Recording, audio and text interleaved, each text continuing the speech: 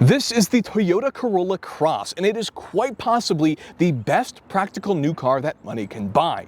It has a low starting price of just $23,860, with available hybrid trim models that start at $28,220. It features compact SUV practicality while getting fantastic fuel economy. It's available with front-wheel drive and all-wheel drive layouts, and it has features that just work. The vehicle we'll be taking a look at today is an XSE hybrid trim model, which, as equipped, is just under $35,000. We'll be going through the exterior, the interior, and the powertrain, and of course, we'll take it for a drive. And if you enjoyed the video, don't forget to hit that like button and get subscribed for more content like this in the future. Starting with the most interesting aspect of the Corolla Cross, which is the powertrain.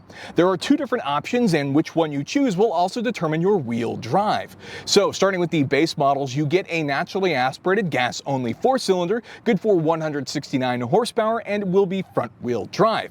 But the most interesting aspect are the hybrid trims, which are only available on the more expensive S trims, but they feature a 5th-generation hybrid system, which means you're getting the latest in Toyota hybrid tech in a more affordable car. So what you have here is a hybrid 2-liter 4-cylinder engine that produces 196 horsepower, which is a considerable improvement over the standard front-wheel drive models.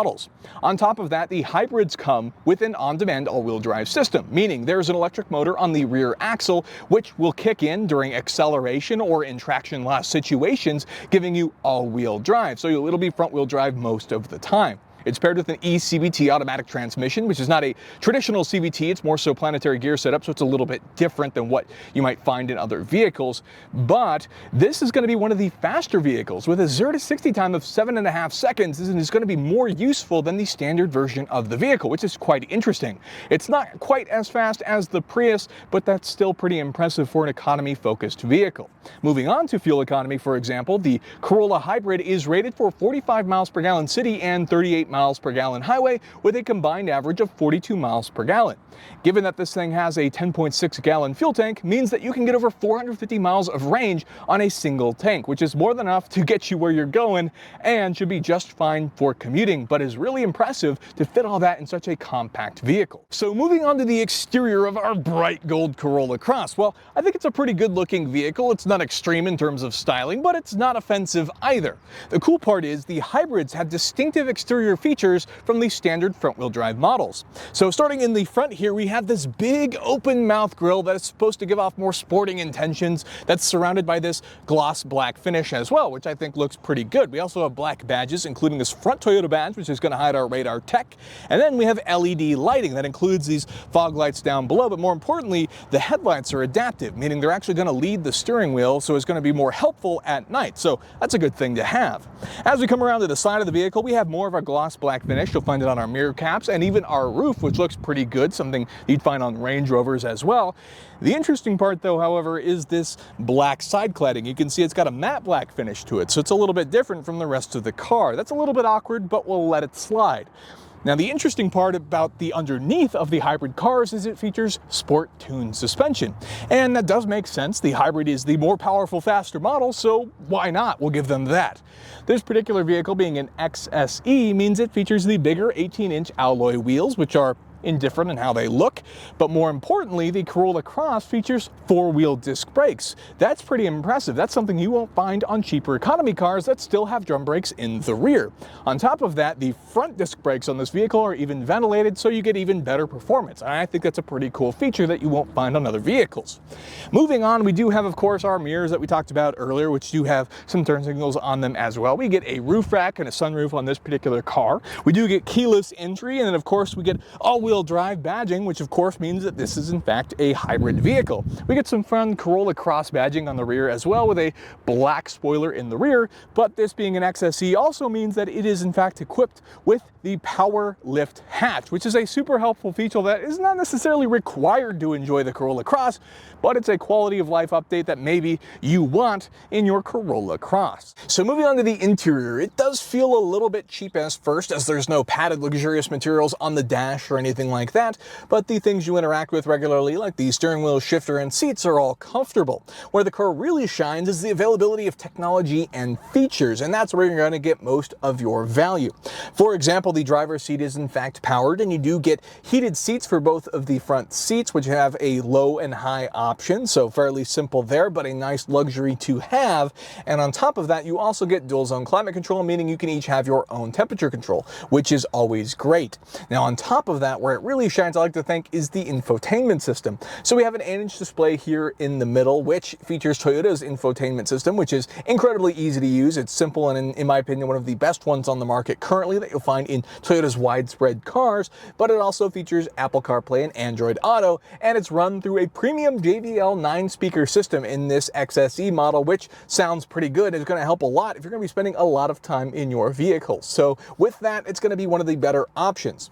Now below that, we do have our climate controls, which are physical buttons. That's a fantastic Toyota trait as well. We have our heated seat controls with some USB ports and a wireless charger, which is a modern luxury that's nice to have.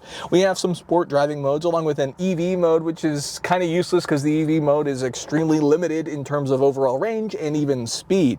The sport modes will change how the vehicle's handling characteristics are. So in sport mode, it'll be a little bit more preppy and kind of hold the revs out, but in eco mode, it's going to limit your acceleration so you get improved fuel economy. We do have our shifter for our automatic transmission, and then we do have, of course, a brake hold, a parking brake, and probably some of the worst cup holders in existence because they don't adjust and don't really grab your drinks. So just FYI, your drinks might spill in these cup holders. We do have a storage pocket in the rear, which does have more USB chargers, so that's a great luxury feature. And then in front of the driver, we have a digital display, which is, of course, adjustable to display what you would like it to show, like economy figures, for example, or display some of the other characteristics, whatever you choose. The steering wheel itself has a lot of buttons on it, which is nice for functionality, including your controls for your radar cruise control. And from a driving point of view, the overall visibility is good. It sits a little bit higher up as a compact SUV, and you do have blind spot monitoring, which is a nice safety feature to have as well. The overall headroom is nice, about 6 foot even. And should you get the optional tilt moonroof here, you can make it feel a little bit more spacious on the interior.